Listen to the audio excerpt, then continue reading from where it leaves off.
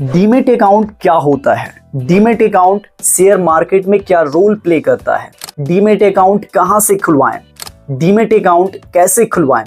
अगर यह सारा डाउट भी आपके दिल और दिमाग में है तो आज की इस वीडियो में मैं आप लोगों को डीमैट अकाउंट के बारे में पूरा डिटेल्स बिल्कुल आसान शब्दों में सिखाऊंगा कि डीमैट अकाउंट क्या होता है और इसका क्या रोल है स्टॉक मार्केट में।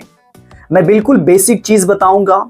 आजकल YouTube पर या कहीं भी एडवांस लेवल की चीज सिखाई जा रही है, लेकिन जिस व्यक्ति को शेयर मार्केट का बेसिक ही नहीं पता है वो एडवांस लेवल क्या समझेगा। तो आज की इस वीडियो में मैं आपको बिल्कुल बेसिक समझाऊंगा कि डीमैट अकाउंट क्या है और डीमैट अकाउंट कैसे ओपन होता है।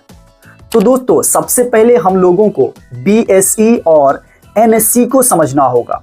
आखिर ये BSE और NSE क्या होता है, स्टेप बाय स्टेप हम लोग समझेंगे। तो देखो, NSE का फुल फॉर्म होता है नेशनल स्टॉक एक्सचेंज और BSE का फुल फॉर्म होता है बॉम्बे स्टॉक एक्सचेंज। अब आप कहोगे कि सर NSE और BSE क्या है? तो देखो, मैं एग्जाम्पल के साथ बताना चाहूंगा। मान लो कि अगर आपको सेब खरीदना है तो आप कहां जाओगे? आप सेब वाले स्टोर यानी कि उस दुकान पे जाओगे, वहां पर आपको सेब मिल जाएगा। वैसे ही अगर आपको कपड़ा खरीदना हो तो आप कहां जाएंगे? कपड़े के दुकान पर जाएंगे, तो आपको वहां भी कपड़ा मिल जाएगा। सेम ऐसे ही अगर आपको किसी कंपनी के शेयर को खरीदना है तो आपको BSE से ही खरीदना होगा, या फिर किसी कंपनी के शेयर को सेल करना है तो आपको BSE में ही सेल करना होगा। इतना तो समझ गए? अगर समझ में आ गया तो चलो आगे बढ़ते हैं, थोड़ा सा इसको और डिटेल्स में समझ लेते हैं। 1996 के पहले जो शेयर की खरीद बिक्री होती थी वो सब पेपर या कागज पे हुआ करता था। इसका मतलब कि शेयर का सेल या बाय सब कागज पेपर पे होता था। तो कई हजार लोग शेयर को खरीदते थे और बेचते थे और सब कागज पे ही होता था। तो इतने सारे कागज को संभालना कंपनी ओनर को भी दिक्कत होता था और सरकार को भी दिक्कत होती थी। यह सब देखना उतना आसान नहीं था। तब 1996 के बाद जन्म हुआ डिजिटल डीमैट अकाउंट का, और फिर डीमैट अकाउंट 1996 के बाद फेमस हो गया। अब शेयर मार्केट में आपको स्टॉक खरीदने की जरूरत पड़ी तो आप घर बैठे अपने मोबाइल से ही डीमैट अकाउंट के थ्रू किसी भी कंपनी के शेयर को खरीद सकते हैं और किसी भी कंपनी के शेयर को सेल कर सकते हैं। ठीक है, इतना तक समझ गए? थोड़ा सा आगे बढ़ते हैं। तो अगर एक आम आदमी किसी कंपनी के शेयर को खरीद रखा है और उसे सेल करना है तो खुद से सेल कर सकता है। तो यहां पर हमने देखा कि एक आम आदमी को शेयर मार्केट में आना है तो डीमैट अकाउंट के जरिए वो शेयर मार्केट में आ सकता है।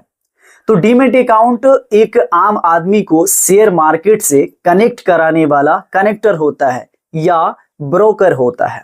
दोस्तों, एक बात और बतानी है जो बहुत इंपॉर्टेंट है, पर उससे पहले आपको ये वीडियो से थोड़ी भी सीख मिली है तो लाइक कीजिए, और आपका कोई भी क्वेश्चन है तो आप मेरे इंस्टाग्राम पे पूछ सकते हैं। इंस्टाग्राम का लिंक मैंने डिस्क्रिप्शन में दे दिया है। अब आते हैं पॉइंट पे। NSE BSE यही तो बाजार है।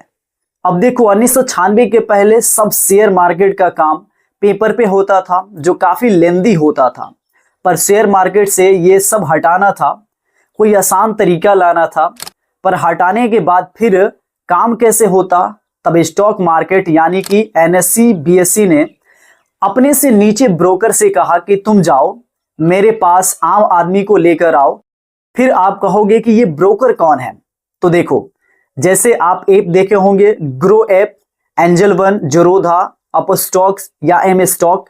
आज हमारे पास बहुत सारे ब्रोकर हैं जिसके जरिए हम और आप, एक आम आदमी, स्टॉक मार्केट में जा पाते हैं और अपना पैसा इन्वेस्ट करते हैं या ट्रेडिंग करते हैं। एक और इंपॉर्टेंट क्वेश्चन ये है कि जो पैसा आप डीमैट अकाउंट में रखते हैं, जिसके थ्रू आप शेयर बाय करते हैं, ये सारा पैसा कहाँ स्टोर होता है? तो ये सारा पैसा CDSL या NSDL में स्टोर होता है। अब कोई बोलेगा कि सर ये CDSL और NSDL क्या होता है? तो आप इसके बारे में गूगल कर सकते हो, आपको समझ में आ जाएगा। इस वीडियो में अगर मैं इसके बारे में बताने लगा तो ये वीडियो थोड़ा सा लंबा हो जाएगा।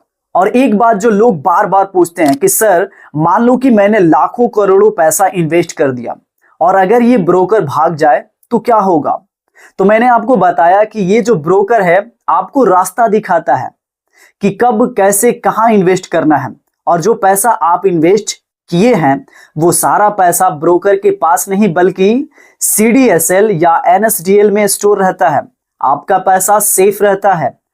और भाई एक बात और, आप जो भी पैसा इन्वेस्ट किए हैं वो सब कुछ अपने घर वालों को बता देना चाहिए कि आपने पैसा इन्वेस्ट किया है, कहाँ किया है, कौन सी कंपनी में किया है। नहीं तो आपको कुछ भी होता है, भगवान ना करे कि आपको कुछ ऐसा हो, लेकिन कुछ भी होता है तो फिर बहुत दिक्कत आ सकती है। इसलिए आप ये सारी बातें अपने घर वालों को बता के रखें। सो आई होप आप डीमैट अकाउंट को अच्छे से समझ गए होंगे। अब नेक्स्ट वीडियो में मैं आपको बताऊंगा कि कौन सा ब्रोकर इन्वेस्टमेंट के लिए या ट्रेडिंग के लिए बेस्ट होगा। लेकिन उससे पहले अगर आप और भी डिटेल्स समझना चाहते हो स्टॉक मार्केट में कैसे एंट्री किया जाता है, कैसे इसमें आया जाता है, तो आप ये वाले वीडियो को देख सकते हैं।